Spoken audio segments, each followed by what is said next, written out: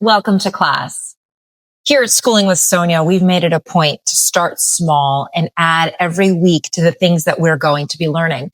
Now, last week, we learned all about the reproductive hormones, sort of the ins and outs of how testosterone, estrogen, and progesterone impact our bodies.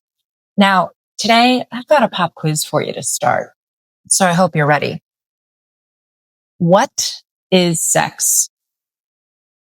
Now, I know what you're all thinking.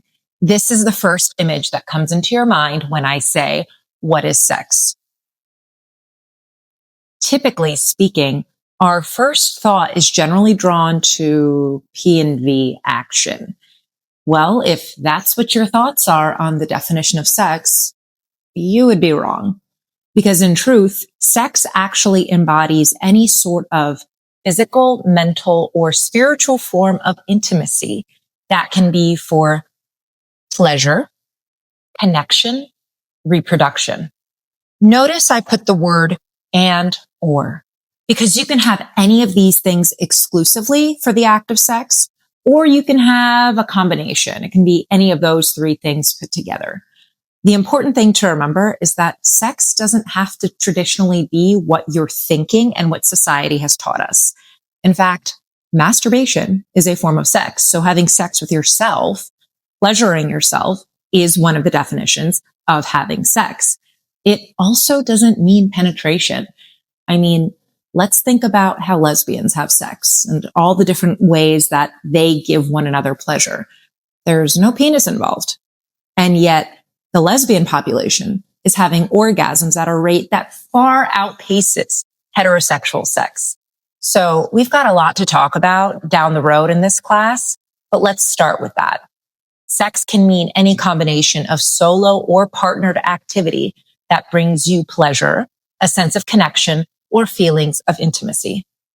Now that we've defined sex and we understand that sex can be anything ranging from for your own enjoyment and pleasure, for fun, for connecting with another person, or for creating human life, the one thing that comes to mind every time we talk about sex is orgasm. At least if we care about the sex that we're having. Now, truth be told, orgasm is not always the goal of sex. Sometimes you have to remember that embracing the fun, the elements of connection, and it just enjoying being in the moment and existing in the good feelings is enough. And that's plenty for many people. But if we're going to talk about sex, it's only natural that we learn about the human orgasm, not only what it is physiologically and biochemically, but how to get you there. So what is an orgasm exactly? It is a combination of neurochemical, hormonal, and physical nervous system function that leads to a series of contractions in various body parts. So obviously this will vary depending on if you're a person with a vulva or a person with a penis. Before we learn how to give or receive an orgasm, first we're going to do a little bit more of a scientific analysis of what an orgasm is. I know you're so excited. You're huge nerds just like me, and you can't wait to learn all about the neurochemical feedback mechanisms involved in having the big O. For starters, the orgasm doesn't start here. It starts here. Everything with your pathways regarding human orgasm begins in the brain. So for starters, your brain receives some sort of sensory input signal. It's like, oh, hey, whoa, I think whatever it is that I'm seeing, feeling, imagining, I think it's starting to turn me on. So your brain is going to send signals down your spinal cord to 3 different nerve ending pathways. Your pelvic, pudendal, and hypogastric nerves are all what are responsible for the initial phases of that sensation of being turned on. Okay, so now these nerve endings are receiving these signals. Things are starting to get hot and heavy. You're starting to feel sensations, right? At this point, there's another series of events that are going to occur.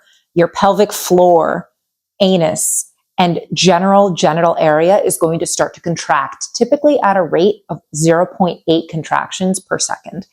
Next thing that's going to happen is there's going to be an engorgement of blood flow to the area, which is why we will often joke that males of the species will think with this head instead of this head when they're in a sexual situation.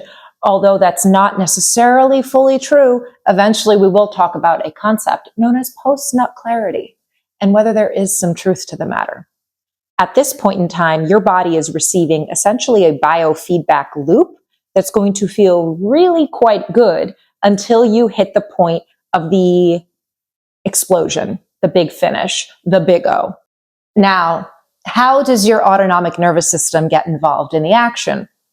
Let's think way back to those times when we learned about the sympathetic versus parasympathetic nervous systems within our body.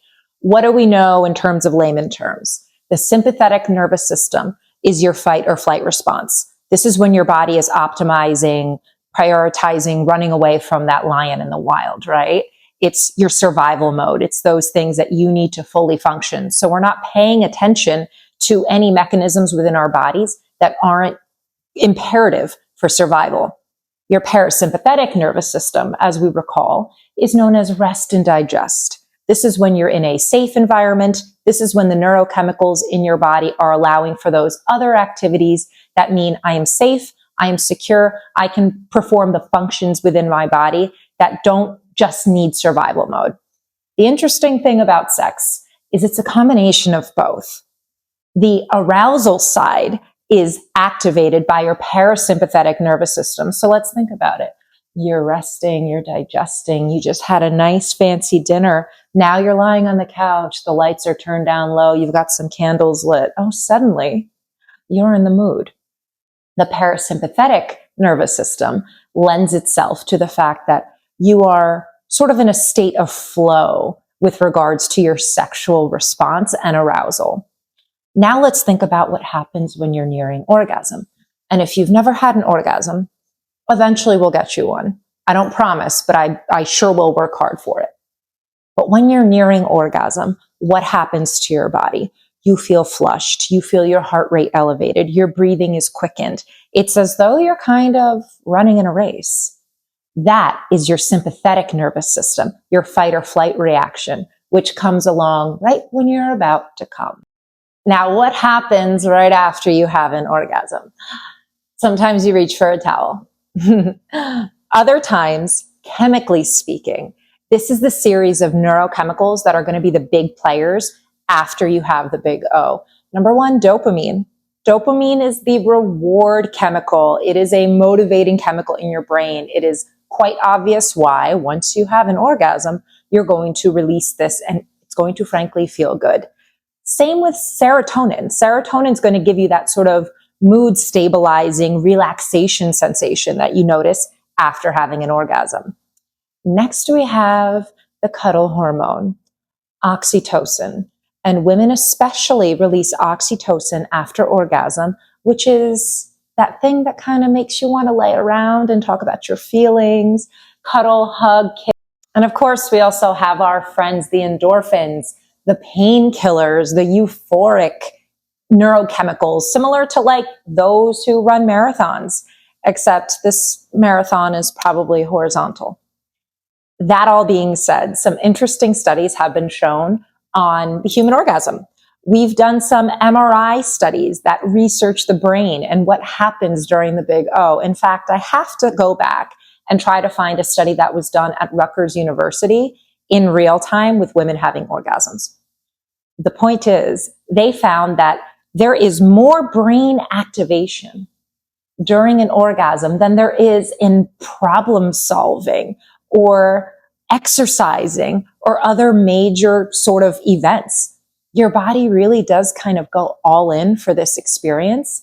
And the interesting part about it all is an orgasm is not necessary for human reproduction, at least on the female side.